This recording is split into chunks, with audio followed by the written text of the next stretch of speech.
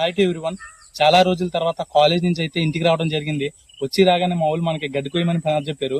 ఇందులో నేను గమనించింది ఏంటంటే, ముందు ఈ క్రాప్ గురించి తెలుసుకున్నా. ఈ క్రాప్ వచ్చేసి నెపియర్ గ్రాస్ అనమాట. దీని సైంటిఫిక్ నేమ్ పెన్నిజిటం పెర్ప్యూరియం. దీన్నే ఎలిఫెంట్ గ్రాస్ అని అంటాం. అలాగే తెలుగులో అయితే ఉంగాడ గడ్డి అని కూడా అంటారనమాట. మా సైడ్ అయితే పారా గడ్డి లేదా డైరీ గడ్డి అని అంటాం.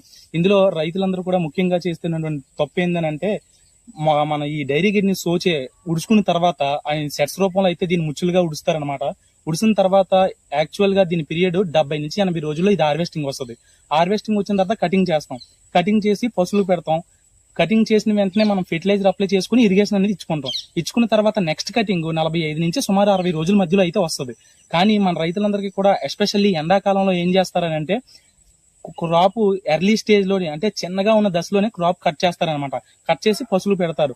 ఇందులో ఉండేటటువంటి కొన్ని మేజర్ కెమికల్స్ ఏం చేస్తాయి అంటే, పశువుల్లో కాల్షియం అబ్జార్బ్షన్ ని ప్రివెంట్ చేస్తాయి అనమాట. తద్వారా మన పశువుల ఆరోగ్యం అనేది పూర్తిగా చెడిపోయేటటువంటి అవకాశం ఉంది. So it leads to ఆక్సాలేట్ toxicity అనమాట. ఈ యొక్క కండిషన్ మన పశువుల్లో డెవలప్ అవుద్ది. తద్వారా మన పశువులు చనిపోయేటటువంటి అవకాశం కూడా ఉంది. కాబట్టి నేను చెప్పేది ఏంటంటే, ఈ యొక్క క్రాప్ ఫ్లవరింగ్ స్టేజ్ లో కానీ లేదా జస్ట్ బిఫోర్ ఫ్లవరింగ్ స్టేజ్ లో కానీ హార్వెస్ట్ చేయడం చాలా ఉత్తమం. ఈ వీడియోని మన పాడి రైతులందరికీ కూడా షేర్ చేయండి. అలాగే మన ఛానల్ ని ఫాలో చేయండి. Thank you.